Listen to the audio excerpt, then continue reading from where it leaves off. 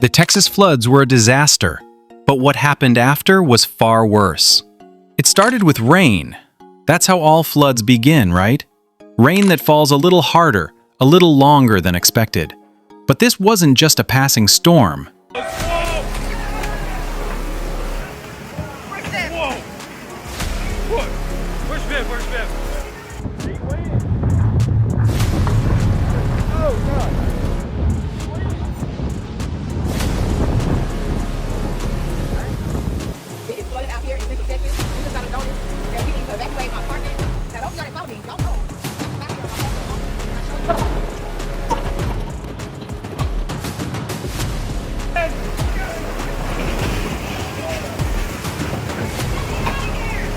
Get out of here!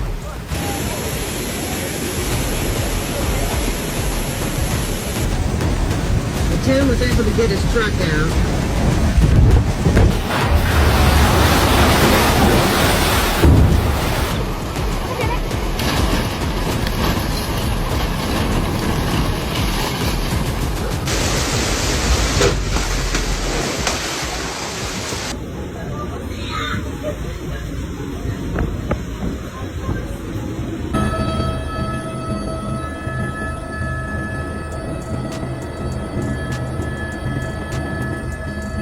It was a wall of water, a relentless, unforgiving force that brought an entire state to its knees. In the summer of 2025, Texas experienced one of the most catastrophic natural disasters in its history. Entire communities vanished under the water. Families were split apart. Thousands of homes were lost. People drowned in their cars, their attics, their shelters.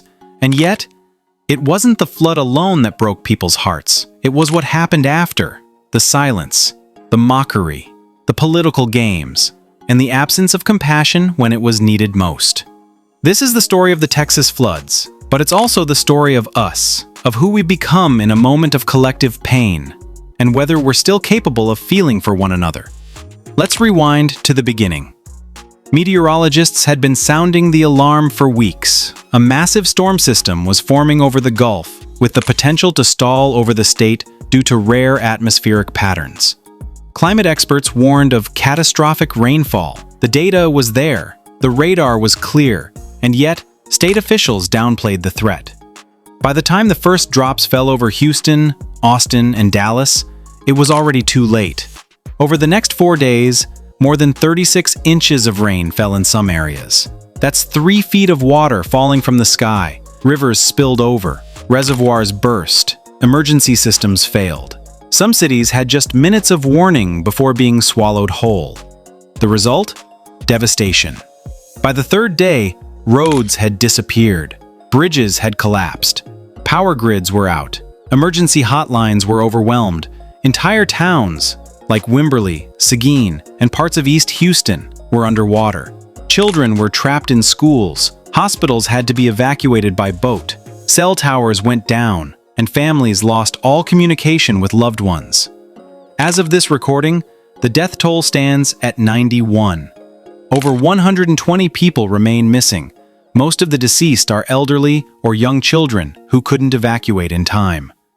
More than 42,000 people have been displaced from their homes, and tens of thousands are still without power or clean drinking water.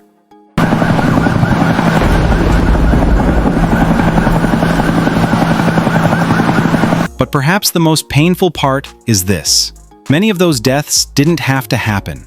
Urban planners and climate scientists had warned Texas about this very scenario. For years, experts had said that rapid urban development, especially in Houston and Austin, was replacing vital floodplains and wetlands with concrete. Natural drainage systems were being bulldozed to build subdivisions, shopping centers, and parking lots. Every inch of pavement makes flooding worse. It speeds up runoff and overwhelms outdated drainage pipes. It turns a heavy rain into a lethal surge. But despite repeated studies, conferences, and even small floods in previous years, little was done. Funding was cut, regulations were weakened, political leaders chose short-term growth over long-term safety. The disaster wasn't just predictable. It was warned about, loudly, clearly, repeatedly. As of 8:30 this morning, we recovered 75 deceased bodies here in Kirk County, including 48 adults and 27 children.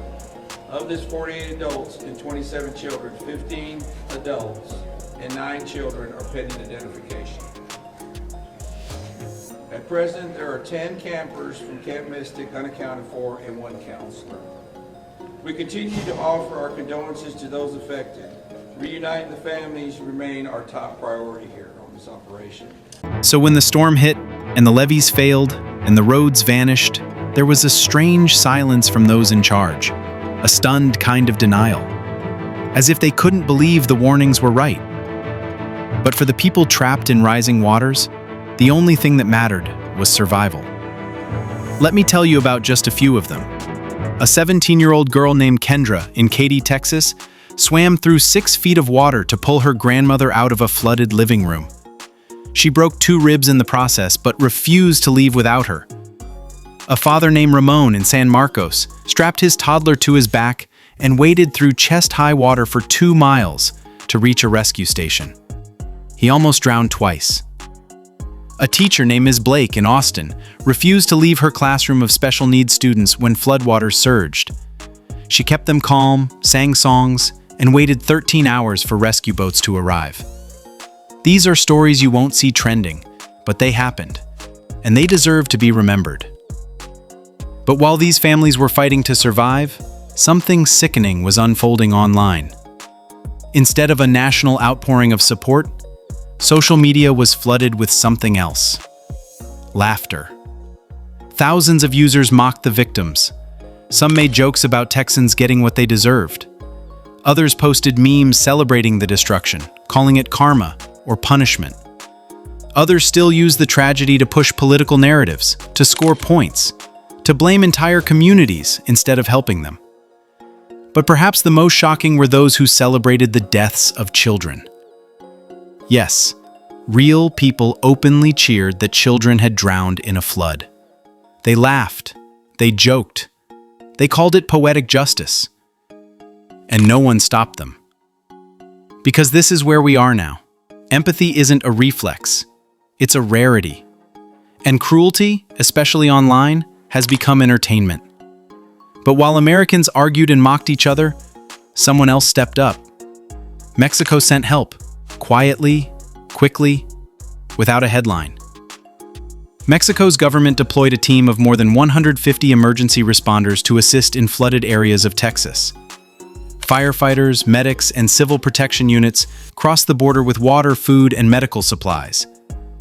In some towns where American support was slow to arrive, it was Mexican helicopters that lifted families to safety. One Mexican medic told a local reporter, "We don't see borders in disasters, just people who need help." But here's the painful irony. Almost none of this made national news. The coverage was minimal. A few tweets, a couple of short articles, but no primetime segments, no headlines about the generosity of our southern neighbor. No acknowledgement of how a country often demonized by American politicians had come to our rescue. Why? Because maybe it didn't fit the narrative. Maybe it didn't generate clicks. Or maybe we've just lost interest in the truth. But truth matters. And that truth is this. While many Americans were mocking, Mexico was saving lives. And the people rescued will never forget that. I don't know how these parents are doing what they're doing right now. 850 people have been rescued. 104 have been killed. Dozens are missing. And that number is only expected to go up, the number that have been killed. And tonight, at least 27 Camp Mystic campers and counselors are gone, with many still missing. Little girls, 8 years old, girls who were dropped off by their parents last Monday for a summer of canoeing and horseback riding, arts and crafts and pottery and swimming and baking and theater and sports, everything you do at camp, but that dream has turned into a nightmare for so many little girls. I have an 8-year-old little girl, and she is at camp right now, and I can't imagine what these parents are going through tonight. Little girls like this. Take a look. Blair and Brooke Harbor, 2 sisters found together, holding hands, dead in the wreckage. They're never going home tonight, and we are praying for them right now.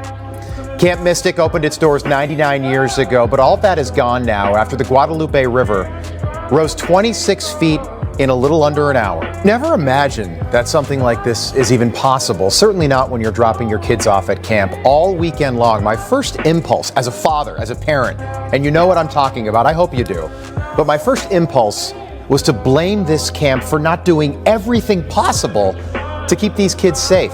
And I'm so tired of hearing that this was a once-in-a-century flood. Everything's always a once-in-a-century whatever it is. Once-in-a-century wildfires, once-in-a-century hurricane, once-in-a-century blizzard. Not everything is once in a century.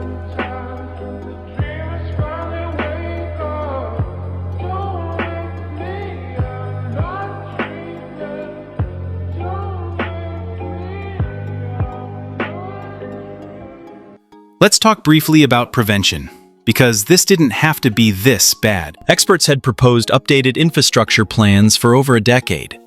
They asked for modern drainage systems, for reinforced levees, for stricter zoning laws to protect flood-prone areas. They weren't radical ideas. They were smart, science-backed, and widely supported by local engineers. But money talks louder than warnings. Real estate development boomed, politicians cut costs, and voters, many of them didn't take the threat seriously. Until now. The question is, will anything change? Or will we repeat this all over again? At this point, some of you might be asking, where's FEMA? Where's the national response? The answer? Overextended, underfunded, and slow. FEMA was already responding to wildfires in California and heat waves in Arizona. Their resources are stretched thinner than ever. And the reality is, with climate disasters becoming more frequent, they can't keep up. The system is breaking, and we're not building anything to replace it. And while national politicians bicker over funding and assign blame, local communities are left to fend for themselves. Volunteers with pickup trucks and kayaks are doing more to save lives than entire agencies. There's something deeply wrong with that picture. So, what now? First, we must remember the victims. Not just with hashtags or profile banners, but with action. Donate. Share verified relief links. Support mental health services for survivors. Advocate for policy change in your state, even if you don't live in Texas. Second, we need to demand that the media does better. That they highlight every act of heroism, even if it comes from across the border. That they report with integrity, not just with algorithms. Third, and maybe most importantly, we need to look in the mirror. Ask yourself, when you saw this disaster unfold, did you feel anything? Did you care? Or did it feel like just another headline? Because that's the real danger. Not the floodwater, not the storm, apathy. When we stop caring about each other, we lose something far more valuable than buildings or belongings. We lose our soul. But there's hope too. In the shelters of Houston, people of every race, religion, and background are cooking meals together. In a Baptist church in Austin, a Muslim organization is helping rebuild walls. At a mosque in El Paso, Catholic volunteers are distributing diapers. And in the parking lot of a collapsed school, strangers are hugging each other, just happy to be alive. That's America too. It's easy to forget in the noise, but it's still here. It's still real. And it's still worth fighting for. So to the people of Texas, we see you, we hear you, and we're with you. To those who lost someone, this is our moment to decide who we are. Because the next disaster could be in your city, your street, your home. And when that day comes, will you want to be mocked? Or will you want someone to care? Let's be better.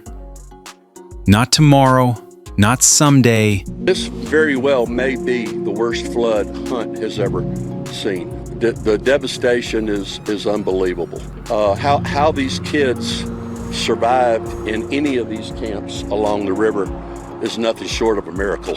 But I did. I grew up with this store. I've like I said, I've danced here. I've been here, sat by the fireplace in a rocking chair and drank a beer. The devastation, there are just no words.